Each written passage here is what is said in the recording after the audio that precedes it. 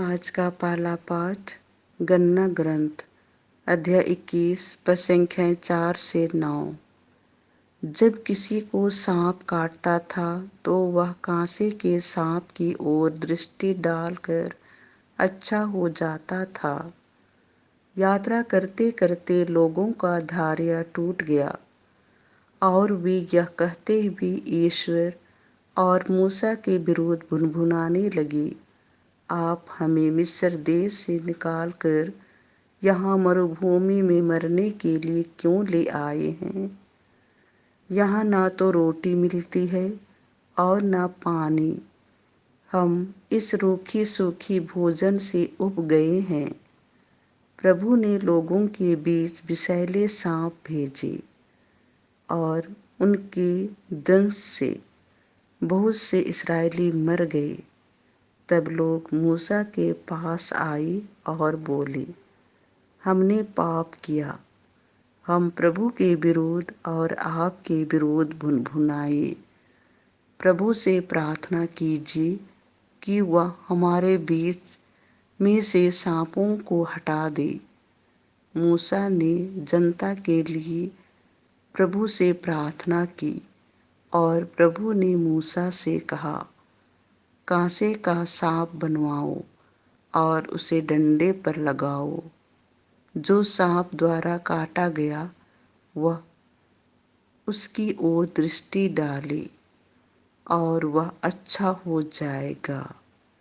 मूसा ने कांसे का सांप बनवाया और उसे डंडे पर लगवा दिया।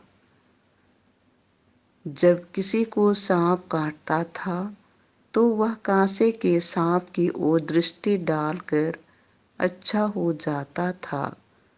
यह प्रभु की वाणी है। आज का दूसरा पाठ फिलिपियों के नाम संत पौलुस का पत्र अध्याय 2 पद संख्याएं 6 से 11।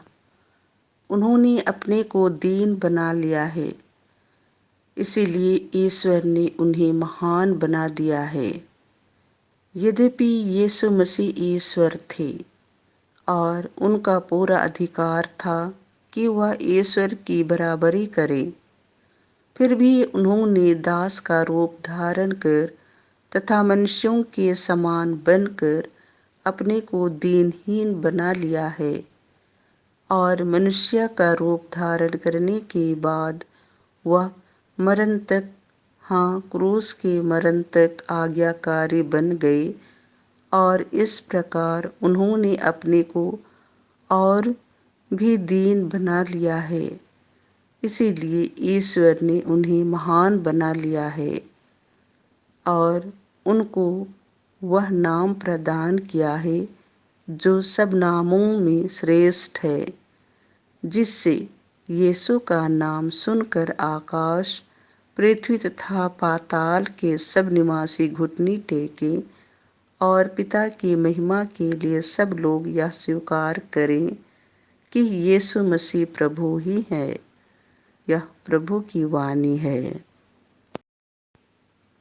संत यूहन्ना के अनुसार पवित्र सुसमाचार अध्याय 3 पद संख्याएं 13 से 17। मानव पुत्र को ऊपर उठाया जाना है। यीशु ने निकोदेमुस से कहा, मानव पुत्र स्वर्ग से उतरा है, उसके सिवा कोई भी स्वर्ग नहीं पहुंचा है। जिस तरह मूसा ने मरुभूमि में सांप को ऊपर उठाया था, उसी तरह मानव पुत्र को भी ऊपर उठाया जाना है, जिससे जो कोई उसमें विश्वास करे वह अनंत जीवन प्राप्त करे। ईश्वर ने संसार को इतना प्यार किया कि उसने उसके लिए अपने एकलौते पुत्र को अर्पित कर दिया, जिससे जो कोई उसमें विश्वास करे उसका सर्वनाश ना हो, बल्कि वह अत्यंत जीवन प्राप्त करे। ईश्वर ने अपने पुत्र को इसीलिए संसार में नहीं भेजा है कि वह संसार को दोषी ठहराए। उसने उसे इसीलिए भेजा है कि संसार उसके द्वारा मुक्ति प्राप्त करे। यह प्रभु का सुसमाचार है।